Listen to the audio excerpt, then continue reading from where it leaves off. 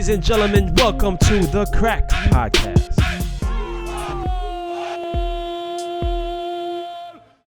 But listen, fellas, I have a new soap opera.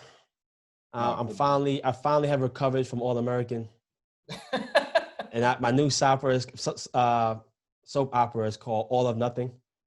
It's a documentary that comes on Prime, Amazon. And this year they're following Tottenham Hotspurs. Last year it was Man City. And it's perfect because Mourinho now is the coach of Tottenham. And everybody know Mourinho is a man of who loves entertainment. He loves to kind of give funny dialogue. He loves he's a showmanship, you know. And I've enjoyed it. I think there's 3 more episodes left. I think I went through 6. Bees, have you had a chance to check it out? What's your thoughts, man, of the person who actually played in those stadiums? Yeah, I mean, I had no problem with what Danny said. I had no problem. Hold on, we didn't get there yet. We're talking about as a whole, as a show. You, as a former player who's been in those locker rooms, in those environment, is this still entertaining to you? Myself, seeing behind the scenes.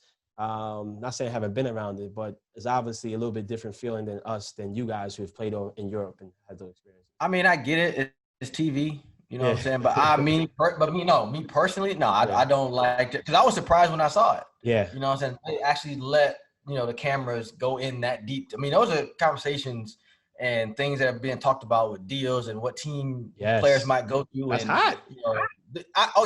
For fans. Yeah, you know yeah. Fans, you want to hear those kind of conversations. What really goes on in those one-on-one conversations with the coach, with the managers, with the board, with the owner. You know what I'm saying? But for me as a player, no, I wouldn't like that. If I was in that situation, I would have said, "Yo, take my shit off camera, yo." Like there's a price tag for everything. Yeah, well, exactly. That check. No, if they pay me, you know what I'm saying, individually, nah, yo, I still wouldn't. Easy lying. I'm not lying. We're gonna give we're gonna give you £2 million to have your meeting with the coach recorded. Well, I mean, you didn't say millions now. You didn't say millions. Everything has a price tag. I said a price tag.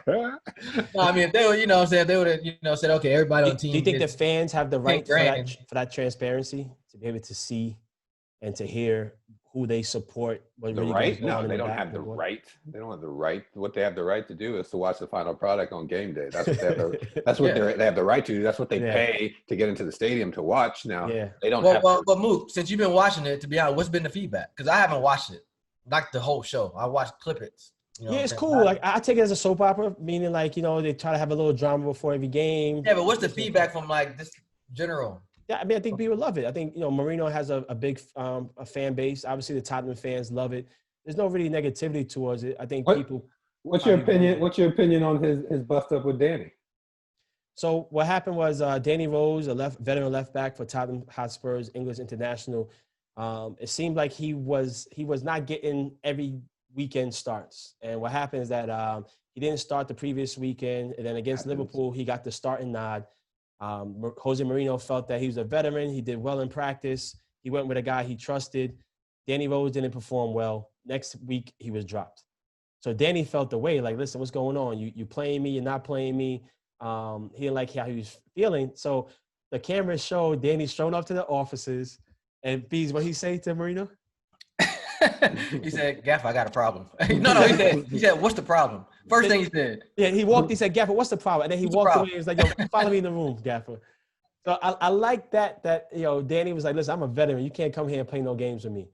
And I think they had a heart-to-heart conversation. The headlines was the blow-up, but I didn't take it as a blow-up, Gooch. I took it was 2 grown men talking to each other. Danny had an issue.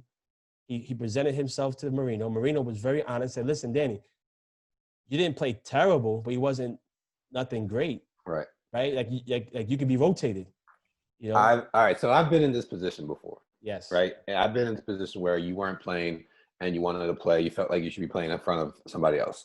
And in this position, I've told players, young players all the time, opportunities don't come a lot. So you can't make an excuse when you're not playing that you should be playing. And then when you get the opportunity to play, say that you didn't play well because you weren't playing, right? Because then there's a cycle of excuses. So you either prepare yourself for that moment and then shut up when you get that moment, Because you can't say, okay, you've been playing well, you're playing great. He was training really good up until Liverpool, and Jose Mourinho told him so.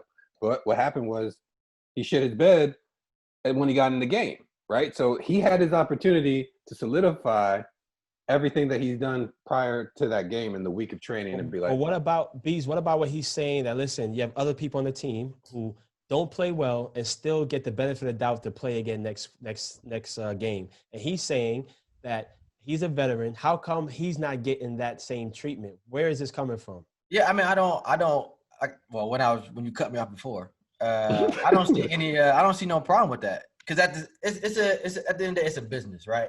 The coach wants to play the best players.